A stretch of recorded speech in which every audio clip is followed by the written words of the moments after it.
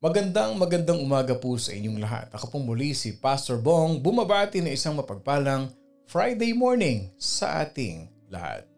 The book that we're gonna discuss today, we can find Jesus in the book of 1st and 2nd Samuel.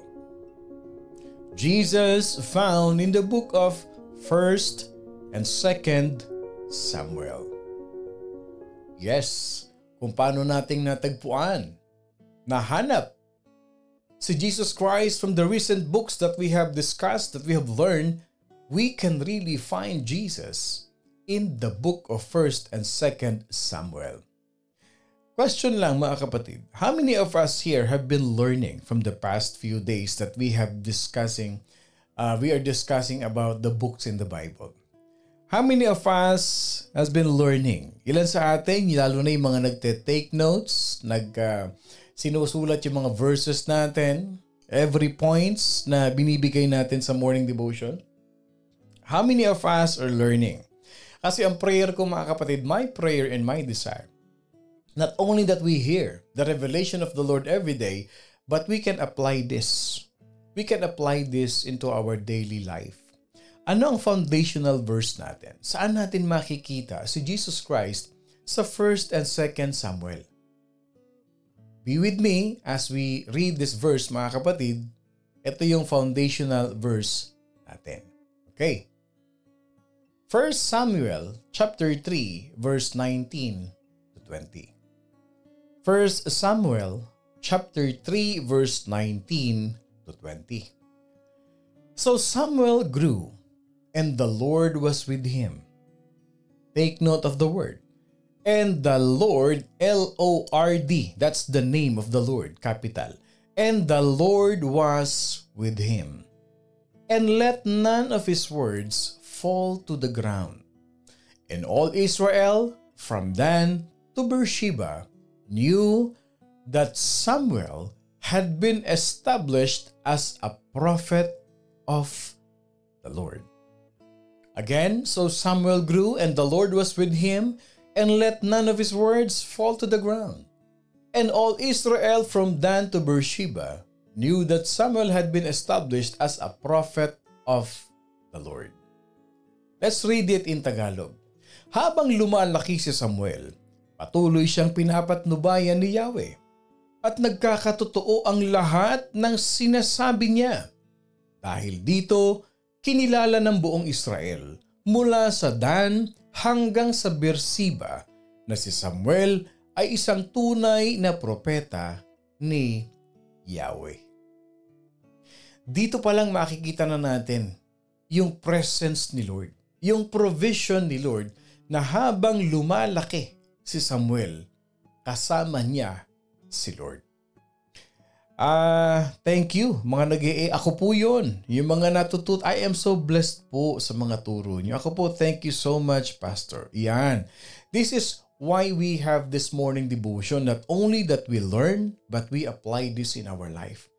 And I'm sure, mga kapatid, maybe not all of us, pero some of us have been inspired to read our Bible. At kung nakakatulong ang morning devotion para ma-inspire tayo na magbasa ng Bible, then praise the Lord. Praise God. No? Praise the Lord yan. Kasi at least inspire tayo, na-encourage tayo na ano ba yung binasa ni Pastor Bong na yun? Ano ba yung book na yun na kailangan kong basahin? And when you read the book, talaga namang na-inspire ka and nagkakaroon ka ng hunger. Lalo mo pang binabasa. Lalo bang parang paganda ng paganda, lalo ka nasasabik doon sa binabasa natin. Going back to Samuel, meron lang akong trivia sa inyo ha. Okay. Sino dito ang makakasagot? Mamaya ako sasabihin yung sagot ha. Sino ang nanay ni Samuel? Okay. Kahit sagutin nyo mamaya, sagutin nyo ngayon, okay? Paunahan lang. Kung sino yung unang sumagot, sino ang nanay ni Samuel? Okay? Type in the comment section. Okay, moving forward mga kapatid, ano? So when we arrive at the books of 1st and 2nd Samuel, pag dumating na tayo dyan sa ating pagbasa ng Bible, we can find a turning point in the history of Israel. Kasi yung nakaraang pinag-aralan natin, we can see that God is using some people, Bible characters. Ang bilis magsisagot. Okay, so God is using so many people para magkaroon ng realization ang bayang Israel. Pero pagdating ng 1st and 2nd Samuel, where we can find Jesus Christ, it is a turning point in the history of Israel. As discussed in chapter 7, yung binasa natin after the death of Joshua, Israel was ruled by what? A series of judges.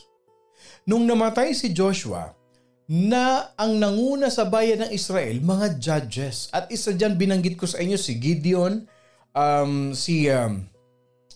yung mga binanggit natin, no? yung the book of Judges na pinag-aralan natin, hindi ba? Ngayon, a series of judges who govern with what? Walang centralized authority over the nation. Wala eh. Hindi centralized authority, hindi kagaya ng hari na talagang siya nag-govern. Itong mga judges na ito, depende lang sa lugar. So walang centrality because they were ruled by several judges, mga kapatid. And God would repeatedly raise up individuals to deliver Israel from her enemies. Kaya doon sa Judges chapter 2 verse 16, nakita natin iba't iba yung lumabas ng mga judges. Iba-iba yung inappoint ni Lord na ginamit ni Lord. Sino si Samuel?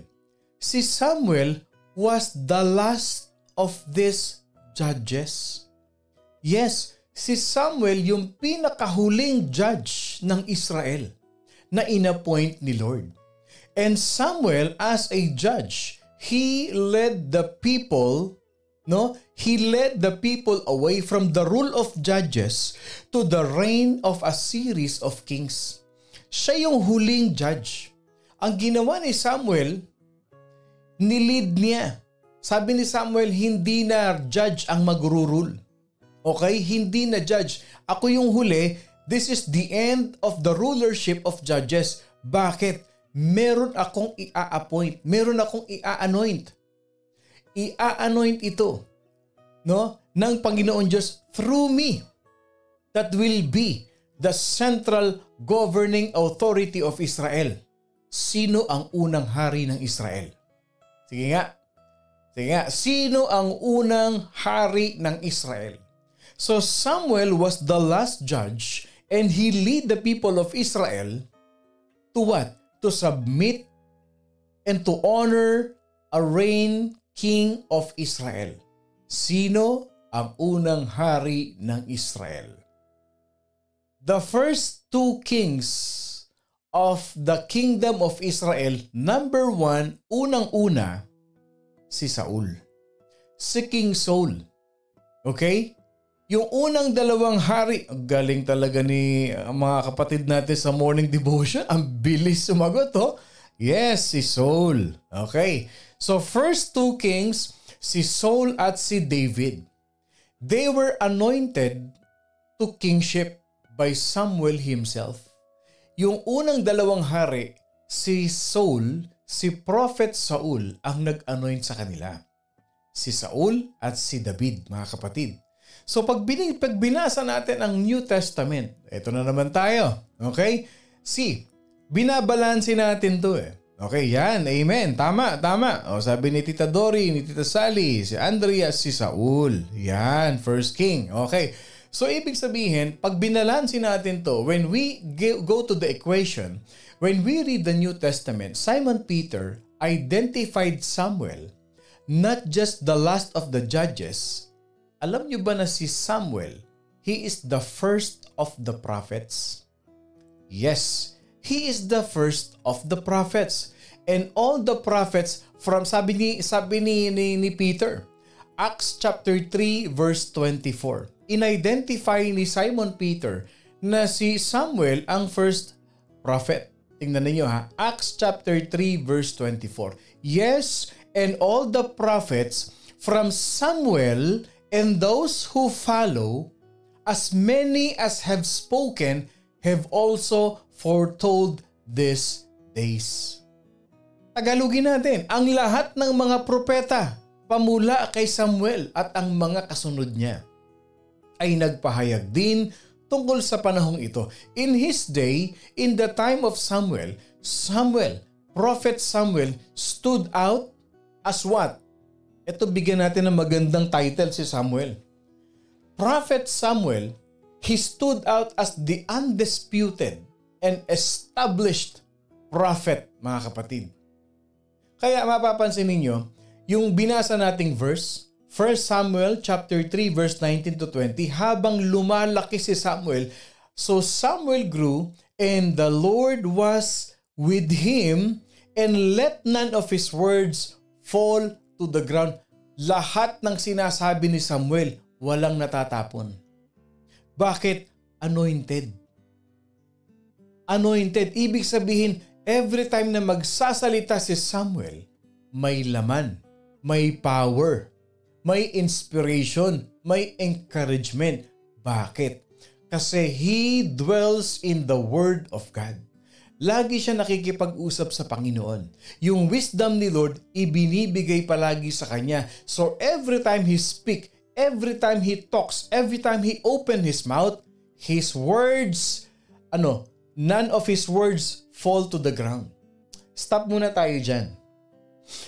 Tayo mga Kristiyano, mga kapatid, when we come to know Christ, when we accepted the Lord Jesus Christ, the Lord was with us. The Lord is with us. Nasa atin ang Panginoon. If we submit to the Holy Spirit, if we dwell to the presence of the Holy Spirit, we receive the wisdom of the Holy Spirit. Dapat ang Kristiyano, when we speak life. Nagbibigay buhay. Hindi dapat ang mga salita natin natatapon sa lupa. That's a lesson for us as Christians, and the Lord was with him. The Lord is with you. I-aim natin, mga kapatid. Let us aim this as a perfection of God's presence in our life, na pagka tayo nagsasalita, hindi nasasayang yung sinasabi natin. When every time we join a group, every time we speak into a group of people, we speak the Word of God. We speak life. Kahit hindi ka magbasa ng Bible, pero yung wisdom mo, nandoon every time na nagsasalita ka. Why is it that every time na kahit may sabi nga nila, nako, pag nakaharap mo si Pastor Bong, mentoring. Yes, importante sa atin. Especially pag may nakakausap kayong mga tao, mag-iwan kayo ng word of wisdom sa mga tao. Ang tanong ko sa inyo, do you have any friends? Do you have any relatives, kaibigang malapit sa inyo na sa tuwing nakakausap mo siya, na-equip ka niya? Nabibigyan ka niya ng words of wisdom. Ganito si Samuel eh. Kaya tuloy sabi ng verse, and all Israel from Dan to Beersheba knew that Samuel had been established as a prophet of the Lord. Huwag na muna natin i-aspire yung maging prophet. Sabi niya, from Dan to Beersheba. Malayo yan. Yes, malayo yan. Ang tanong, are we like Samuel? Since the Lord is with us, the Lord is within us, and the Lord is using us through us. Yung bang kahit saan ka magpunta, nakikita nila ang Diyos sa buhay mo. Yung bang kahit saan ka magpunta, naririnig nila si Lord sa iyo. Yan ang goal natin. Yan ang ina-apply natin sa buhay natin. That is what we should learn from morning devotion. Na every time we speak life. We speak the words of encouragement so that people will see that the Lord is with us. Dito pa lang may matututunan na tayo, mga kapatid. Naku, talaga naman, bigyan ko kaya ng jacket ito. You're my Samuel, poging pastor BFF. Yes, you have to find a right person in your life na pagkausap mo siya, tumataas ang value mo. May natututunan ka sa kanya. Na pag nagkwentuhan kayo, you speak wisdom. You gain wisdom. You learn from that person. Up to this day, alam nyo ba, pag pumunta kayo sa Jerusalem, yung tinatawag na northern outskirts, yung halos, yung halos boundary na, okay, ng north. May tinatawag doon na may tinatawag doon na Samuel Temple. Yes, makikita niyo yan. That tower, it marks the grave of the prophet Samuel. Let me just put this on screen. Okay. Teka lang, ipapakita ko sa inyo para makita ninyo yung tower ni Samuel. Okay? Doon siya nilibing. Yung tower na yun, mga kapatid. Let me just show this to you. Okay? Give me just, pagpalagay natin mga 2 oras lang, hahanapin ko lang yung photo. Okay? Papakita ko sa inyo para meron kayong idea. Okay? Yung Tower of Samuel. Okay? Ito ang Tower of Samuel. Yung Tower of Samuel na yan, makikita nyo yan sa northern skirts ng Jerusalem. Okay? Yan, yung nasa baba na yan. Okay? That is the grave of Prophet Samuel. Na hanggang ngayon, they really give what? Respect to that tower. So pag napunta kayo ng Jerusalem, pag napunta kayo ng Israel, huwag niyong kakalimutang bisitahin yan. Bakit? Malalaman nyo na. Ito na, i-reveal ko na kung saan natin mahahanap si Jesus Christ. Okay? Yan yung grave. Yung dyan nilibing si Prophet Samuel. So, ibig sabihin, that tower, it marks the grave of our Prophet Samuel. Yung buhay ni Samuel, his life began as a miracle child. Miracle child si Samuel eh. When God heard the prayer of his what? His godly mother and opened her barren womb. Alam nyo ba na baog ang nanay niya? Baog si Hannah. Pero si Hannah, malakas ang faith. She was considered as a godly mother in the Bible. Because of her faith, mga kapatid, biniyayaan siya ng anak, si Samuel. And Hannah dedicated her son to the Lord. 1 Samuel chapter 2 verse 26. And the child Samuel grew in stature and in favor both with the Lord and men. Bakit? Bakit nandoon yung favor kay Samuel mula sa Diyos pati ang mga tao? Kasi inalay siya ng kanyang nanay sa Panginoon. Ang nanay niya, maka-Diyos. His mother is a godly mother. Isipin ninyong lahat, mga kapatid. Kung kayong lahat ng mga nanay dito, if you will just learn to submit to God, if you will just learn to obey God, if you will just learn to offer your children to God, Lord, ito pong mga anak ko, gusto ko gamitin mo, Lord, for your glory. Lord, gusto ko po yung mga anak ko mag-serve sa iyo. Alam niyo ano mangyayari? They will receive favor from the Lord and favor from men. Ganyan gumalaw si Lord sa buhay natin. You offer your life to God, you gain favor from God, and you gain favor from men. Kaya sabi dun, si Samuel patuloy na lumaking kalugod-lugod kay Yahweh at sa mga tao when the Israelites ignored Samuel's warnings and insisted on an earthly king. They rejected God as their king. God gave them what they wanted. Inignore nila si Samuel eh. Though in the centuries to come, the Israelites would find that what they wanted was not what they needed. Malalaman ng mga Israelites na ito na ang kailangan nila hindi yung gusto nila. Ang kailangan nila hindi yung maintindihan ng mga Israelites kung ano yung gusto ng Diyos para sa kanila. Same thing in our life. Later on, we will realize as we move forward, focusing our eyes on Jesus, manaintindihan natin ganito. Hindi pala lahat ng gusto ko, hindi pala lahat ng kailangan ko, kailangan ko. Kung ano pala yung gusto ni Lord sa buhay ko.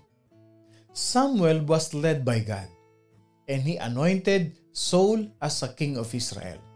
And later on, ano nangyari kay Saul? He began to turn away from God. Kaya ang ginawa ni Lord, inutusan niya ulit si Samuel.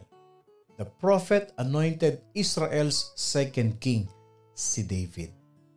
Yes. Bibigyan ko kayo ng on a side note. You have to really learn. Sa Bible, may prophet, may priest. Anong pagkakaiba ng prophet at ng priest? Kasi baka akala nila pareho lang. May high priest, may prophet. Magkaiba yan. Okay, anong pagkakaiba nila? Take note of this. A prophet is the one who speaks to men for God. A prophet is the one who speaks to men for God. Ang propeta ang nagsasalita sa mga tao para sabihin yung sinasabi ng Diyos sa mga tao. Yan ang trabaho ng prophet. Mensahero, messenger. Siya ang spokesperson. Siya ang mouthpiece. Siya ang speaker ng Diyos para ipaabot sa mga tao kung anong gustong sabihin ng Diyos sa kanila. Ano naman, pastor, ang priest? Kabaligtaran.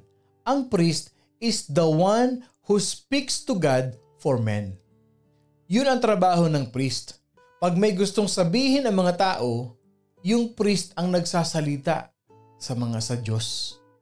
Natandaan niyo yung tabernacle of praise, yung offerings, hindi ba? Dadaan sila sa priest. Pero nung dumating na si Jesus Christ, pwede ka nang makipag-usap sa Diyos. Directly, we can talk to God. Because Jesus Christ is the bridge that filled the gap so that our relationship with God will be restored. Hindi na natin kailangan dumaan sa priest. Hindi na kailangan dumaan sa prophet because the Holy Spirit is speaking to you.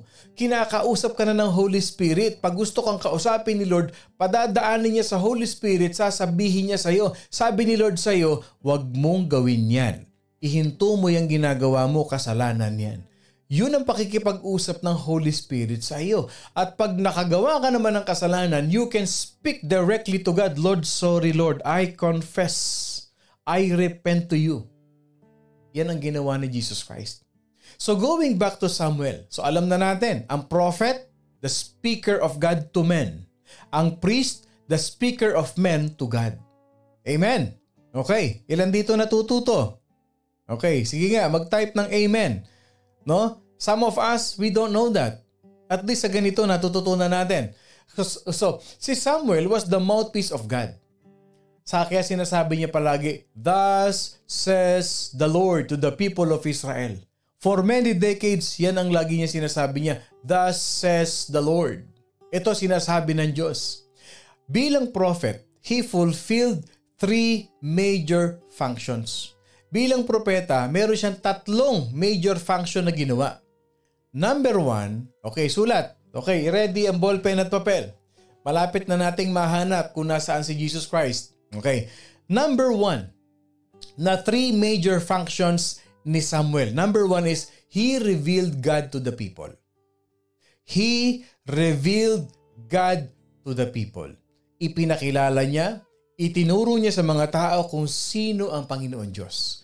Number 2, he was God's official spokesman. He was God's official spokesman. So pangalawa yan. Number 3, he communicated to the people the valuable truths that God desires for people so they will know and they will obey.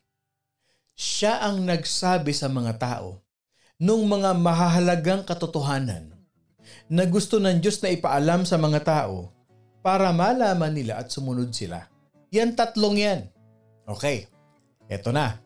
So the prophet stood before the people. Number 1, to reveal who God is, what God says, at bakit sinasabi ng Diyos sa mga tao.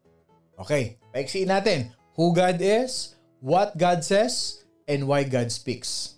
Allow me to be used by the Holy Spirit. Ito yung aking interpretation dyan. Okay, mga kapatid, alam nyo ba na panahon pa lang ni Moses, I really have to go back to Old Testament. Ang ganda ng Old Testament.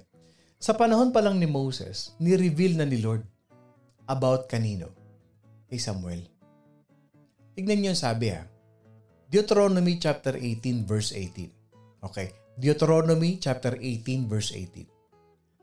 Sabi ni Lord dito, I will raise up for them a prophet like you from among their brethren, and will put my words in his mouth, and he shall speak to them all that I command him. I will raise up for them. Tagalogin natin. Kaya mula sa kanila, pipili ako para sa kanila ng isang propetang katulad mo. Sasabihin ko sa kanya ang aking kalooban at siya ang magsasabi nito sa mga tao. When I read this, ayun pala. From the time of Moses, sinabi ng Lord, lalabas itong si Prophet Samuel. Walang duda, leaving no doubt as to whom the Lord was speaking. Simon Peter standing in Solomon's veranda, doon sa temple ni Solomon na nakatayo si Simon Peter. Sinabi na naman niya, Acts chapter 3 verse 26, to you first, God, having raised up His servant Jesus, sent Him to bless you in turning away every one of you from your iniquities.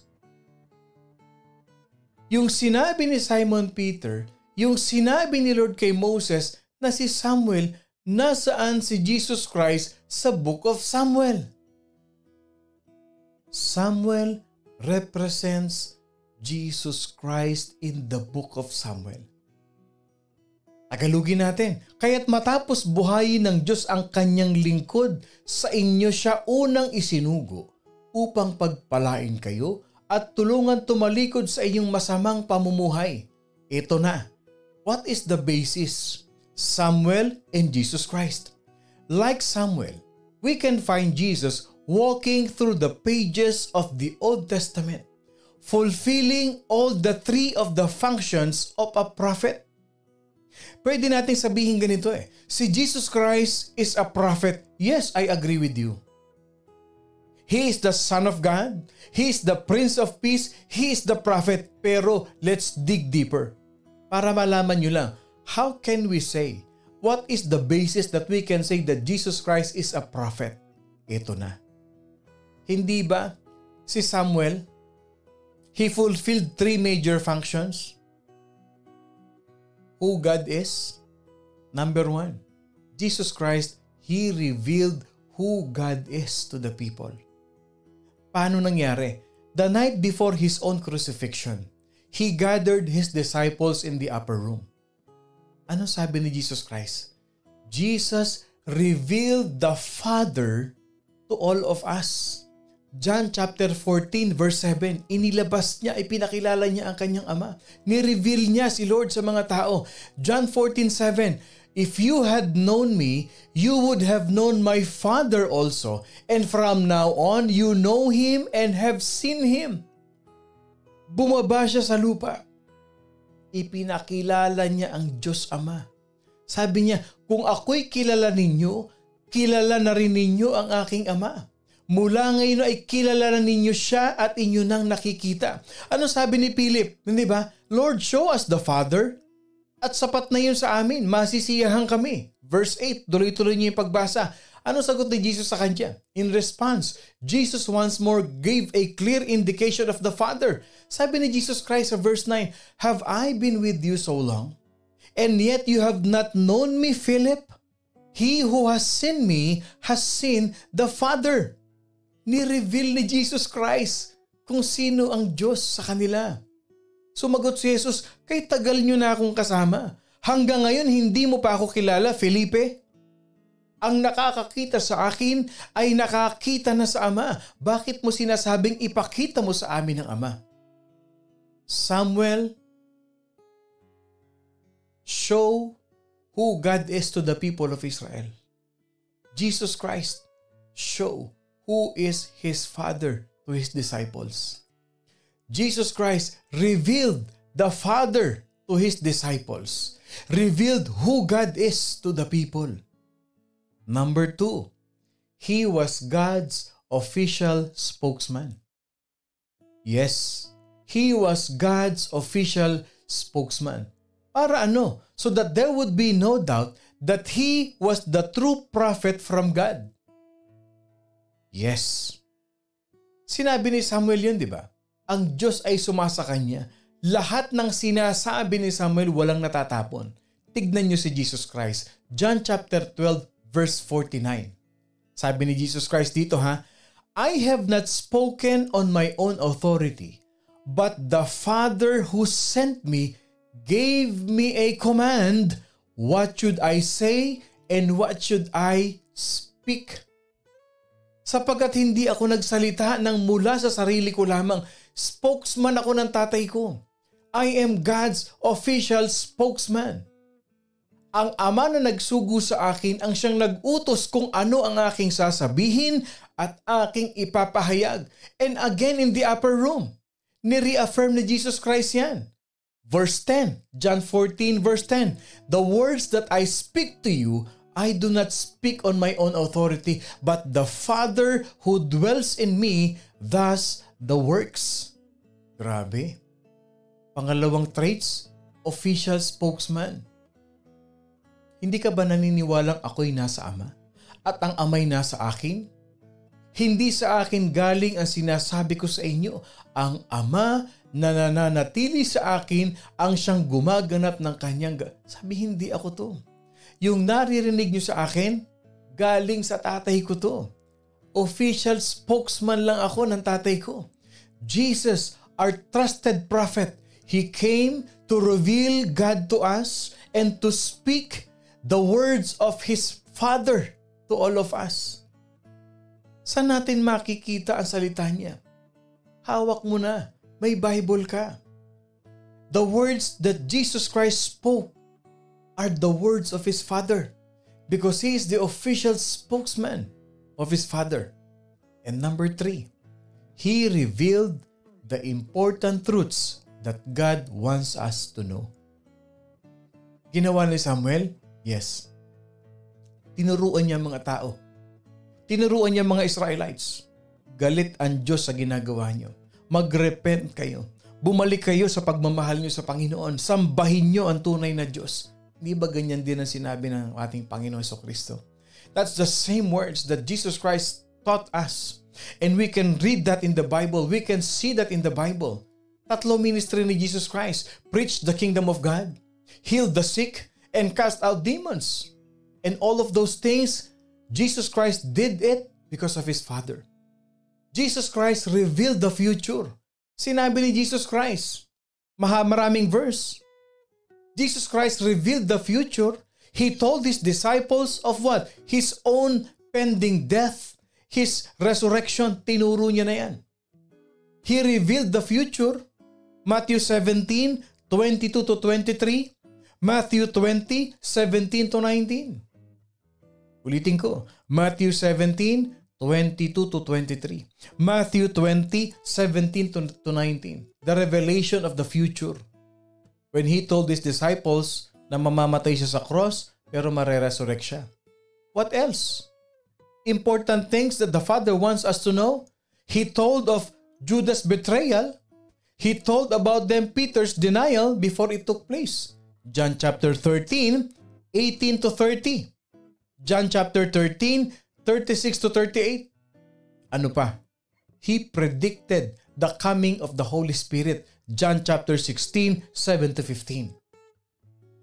Yan ang gusto ng Diyos. Kailangan malaman nyo lahat itong mga darating na ito.